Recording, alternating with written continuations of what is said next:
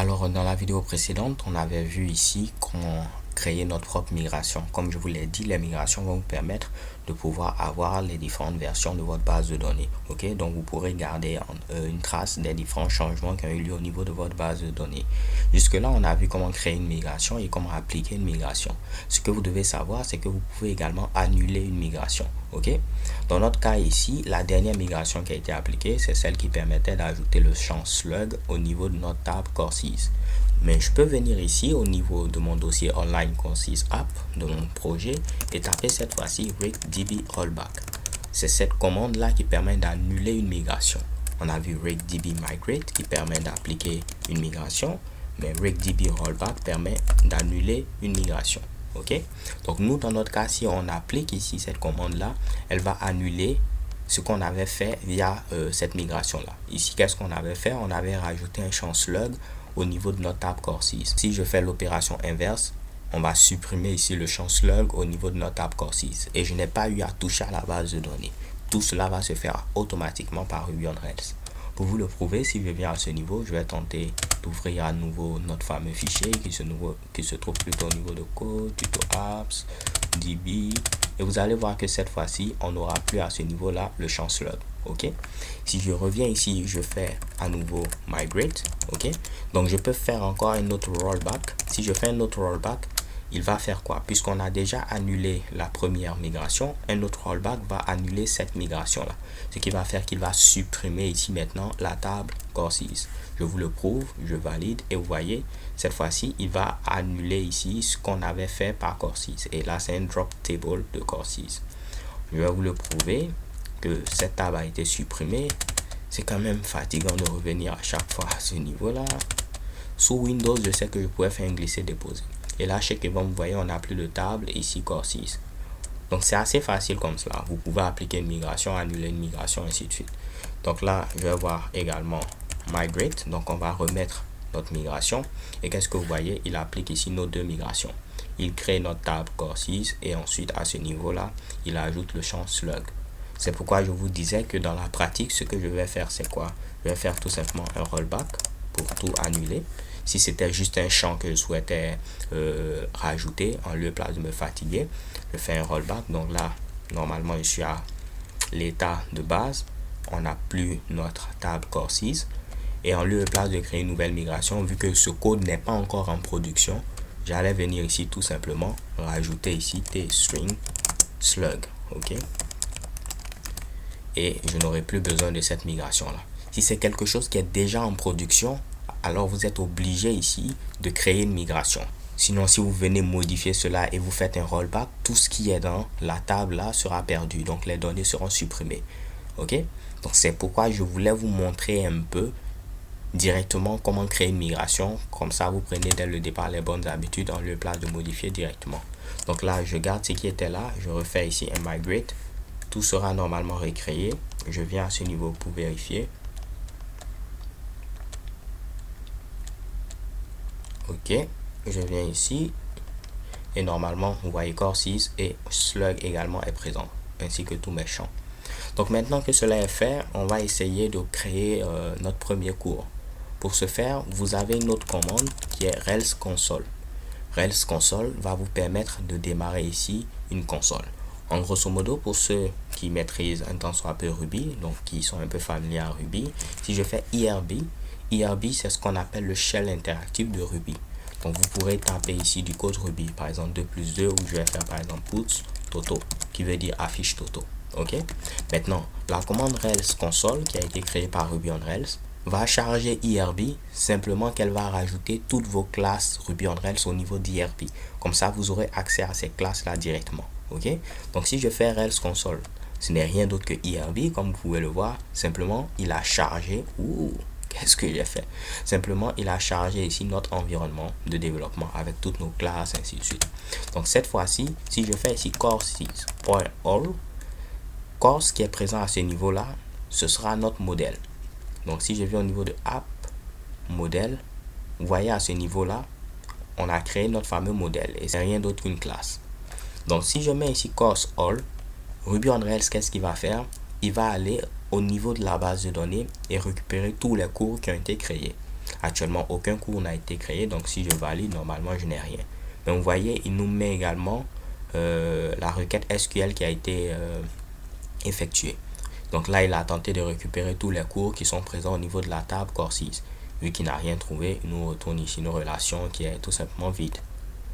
Tentons de créer notre premier cours. Donc, vu que c'est une classe, pour créer un nouvel objet d'une classe, on met ici course.new. Donc, on met le nom de la classe, point, et on met new. Donc là, je vais l'appeler par exemple C pour le mettre au niveau d'une variable. Donc là, je viens de créer un nouvel objet de la classe course, ok. Donc maintenant, je vais rajouter un titre. Donc je mets ici c.title, ce qui va me permettre de pouvoir ici donner un titre à mon cours. Rappelez-vous, il va associer ici chacun de vos champs à un attribut de votre classe. Donc si vous avez title, vous pourrez faire c.title, c.description, c.createdAt, ainsi de suite. Mais ces deux champs-là, vous n'avez pas besoin de les modifier manuellement. Il va le faire automatiquement pour vous, ok. Lorsque vous allez créer ici votre cours, lui-même il va remplir createdAt. Lorsque vous allez modifier, lui-même il va modifier updatedAt, ok. Donc là, je vais mettre un titre, pourquoi pas, je vais mettre ici apprendre Java. Donc je mets ici learn Java en anglais. Ensuite, je vais mettre ici une description. Donc je mets ici c.description et je vais mettre ici learn all about this amazing language Java. Et là, on va mettre un slug. Donc, je mets ici c.slug. Et pour le slug, ce sera tout simplement learn Java. Donc, le slug, c'est quoi? C'est un truc que vous pouvez utiliser au niveau de l'URL afin d'avoir quelque chose de beaucoup plus clair. Donc là, si je mets par exemple ici courses, je pourrais mettre par exemple ici learn Java. En lieu et place de mettre ici l'identifiant en base de données, par exemple 1 pour dire que je veux le premier cours ou 2 le deuxième cours, on aura quelque chose de beaucoup plus intéressant, comme par exemple ici learn Java. Et ça, ce sera le slug de notre cours en question. Ok, donc là, c'est tout simplement à ce niveau-là Rails Guide. Rails Guide, c'est tout simplement Rails Guide vous offre la documentation de Ruby on Rails. Donc vous avez plein de trucs. Pendant que je développe, je crée un nouveau projet Ruby on Rails, j'utilise abusivement ici ce site là. Il y a plein de ressources et beaucoup de choses à apprendre, ok. Je ne retiens quasiment rien. À chaque fois que j'oublie quelque chose, je tape ma recherche sur Google. Google me renvoie quelque chose au niveau de Rails Guide. J'essaie de voir un peu ce que j'ai oublié et chez Kebam ça fonctionne, ok. Donc si je viens ici, on va mettre un slug, mais pour l'instant on n'a pas encore créé notre cours. On a créé un nouvel objet, on a donné un titre, on a donné une description, on a mis un slug. Maintenant, pour l'enregistrer en base de données, je dois utiliser la méthode save. Donc, je mets ici c.save. Il va maintenant ici prendre notre cours et le créer en base de données. Si je valide, vous voyez qu'il a fait une insertion en base de données et automatiquement, il a rempli createdAt avec la date et l'heure actuelle et updatedAt avec la date et l'heure actuelle. De même, il a donné un titre à ce niveau-là, une description et un slug, ok. Donc on va créer un deuxième cours, pourquoi pas, mais cette fois-ci on va utiliser une deuxième technique. Je vais faire ici course.new. En lieu et place de valider après faire c.title, on peut tout mettre en parenthèse à ce niveau là au moment de l'instanciation de notre objet. Donc je peux mettre ici un titre, par exemple ici je vais mettre learn PHP. Pour la description, ce sera quoi à ce niveau là? Create awesome website with PHP. Et là, pour le slug, je vais mettre ici learn PHP. Donc là, en mettant ici course.new et en donnant directement ici mes éléments comme cela, oups, désolé les gars. En mettant ici title, voici le titre, description, voici la description et slug, voici le slug. Ok, donc je mets ici mon attribut 2 points la valeur, mon attribut 2 points la valeur et tous ces michibichi séparés par des virgules. Maintenant, pour l'enregistrer en base de données, comme on l'a vu, vous faites ici c.save. Les parenthèses sont facultatives, je peux les mettre ou ne pas les mettre. Et là, maintenant, j'ai deux cours en base de données. On va vérifier. Cette fois-ci, lorsque je vais faire course.all pour avoir l'ensemble des cours, vous allez voir maintenant, on a deux cours. Voici le premier cours qu'on avait créé par rapport à la Java. Et voici le deuxième cours. On va maintenant créer un troisième cours avec une troisième méthode. Celle-là, c'est mettre ici course.create. Si vous utilisez create, automatiquement il va créer en base de données, donc vous n'aurez plus à appliquer save. Donc je peux mettre ici course.create, le titre je vais mettre ici learn Java FX, j'adore Java, c'est pourquoi je prends plein d'exemples sur le Java.